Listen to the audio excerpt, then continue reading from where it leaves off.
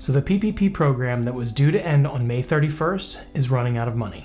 In this video, I'm going to talk about what that means, how it's going to affect your business, if any, and what I believe the resolution will be for additional funds. What's up, everybody? Welcome back to Mystery Money. And on this channel, I tackle all sorts of terms and topics that surround money. And if you could do me a favor before this video runs out and tap that like button, I really appreciate it, as it helps the channel out a ton. According to this article on CNBC that was published originally on April 7th and updated on Friday, April 16th, the Paycheck Protection Program is a problem. It's predicting it will probably run out of money way before the May 31st deadline. There was overwhelming support from lawmakers to move the deadline, which originally expired on March 31st, and move it to May 31st. The original program was established during the CARES Act in 2020. The main point was to provide businesses with funds to operate while their businesses were shuttered during the height of the pandemic. If you met all the requirements for the program, your loan would turn into a forgivable grant. In the original wave of applications, they actually found out they had more money than they needed.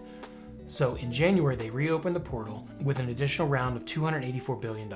When the American Rescue Plan was passed in March, it added an additional $7.25 billion to the pot, bringing the total PPP amount to $292 billion. As of the beginning of this month, the Small Business Administration has given out over 4 million PPP loans worth about $224 billion. This means that there's roughly $68 billion left to go all the way till March 31st. Money running out hadn't been on top of mind because there was such a large pool in the beginning, they didn't think they would go through it as fast.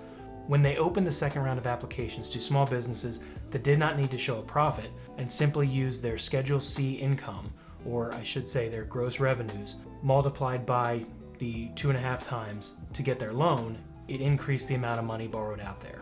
At that time, they had predicted that if the application level stayed the same, they would run out of money by mid-April. At that time, there was also 190,000 applications that needed to be addressed by the SBA that were on hold, so those funds hadn't been added into the calculation of remaining funds left. The first round that exhausted the initial pot of money from the CARES Act was roughly due to loose regulation on the fact of the program. They pretty much, any business that applied could show the proof they gave the money, which, good or bad, that's what happened. So they ended up going through it a lot more quickly. On the second round, they were more strategic with the way they were looking at applications and really screening out those businesses that shouldn't really have gotten the money, or maybe shouldn't have gotten as much money. As these programs go on, I find that there's more and more red tape that you have to jump through in order to get a legitimate business money. That could be due to the overwhelming amount of fraud out there, as referenced in most of the articles that you see in the newspaper today regarding the PPP program. Now, because of the recent legislation that was passed that truly aimed to help the smallest of underserved businesses, the amount of money that's left in the pot has dwindled down to just that $68 billion, which is crazy in my mind to think of $68 billion being a small amount, but in the grand scheme of things and the amount of applications and the amount of money that is applied, it really is. Even though the economy has come back slightly, and in March we added 916,000 jobs, it's still at a slower pace than they would like. How it impacts your business is if you haven't applied for this money, make sure you're getting in the queue. As the applications are into the system, it's really hard to deny the business's money if they run out. I look for Congress to go back and either allocate additional money to this program, or maybe a possible another spending bill, as controversial as that is. But if there are businesses that are truly hurting out there and still need help, I see this as the only viable option that the administration has. So if you haven't taken advantage of the PPP and you don't qualify or don't think you qualify, check out the other programs such as the EIDL, which is open to a loan. So it's a loan that won't be forgivable, but at least it's money to help you get your business back on the right foot.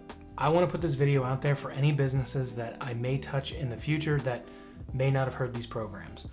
I can't imagine businesses out there, but you never know. If you're qualified for the programs, they are for your small business. If it can benefit your business in any way to either keep it afloat or keep it going, then why not at least try? There is another policy that was just changed to, if your business is in bankruptcy, you may still be able to apply for the PPP. I believe it's in the preliminary stages as far as the policy getting approved, but I did notice that there were articles online this morning talking about the changes to the program. Previously to this, if your business had been in bankruptcy or was in the process of bankruptcy, you could not apply for any kind of government assistance whatsoever, basically because they figure your business is going out and you're just throwing more money that's going to be lost. But that new guidance was released on April 6th of this year. Under the new interpretation, businesses that filed under 11, 12, or 13, which covers family farms and individual businesses respectively, they are allowed to apply for PPP as soon as the judge approves their reorganization plan. The reorganization plan basically is the debtor reorganizing the way they can pay the lenders back that they owe money to. If you haven't applied for a PPP loan and you're eligible, make sure you get to a lender quickly, because most lenders that I know of are starting to close their portals down as of some of them were the 15th, others are dwindling down because they realize that the May 31st deadline, they still have to get these applications in order to get them processed. Thanks for taking the time to watch the video, and until next time, have a great day.